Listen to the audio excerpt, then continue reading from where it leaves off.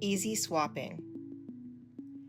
Today, we're showing how to seamlessly transition from ReLeaf Hygiene to ReLeaf Restorative during patient care.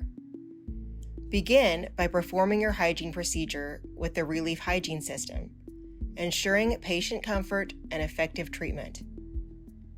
When it's time to switch to ReLeaf Restorative, carefully remove the ReLeaf leaf and U adapter from the unit.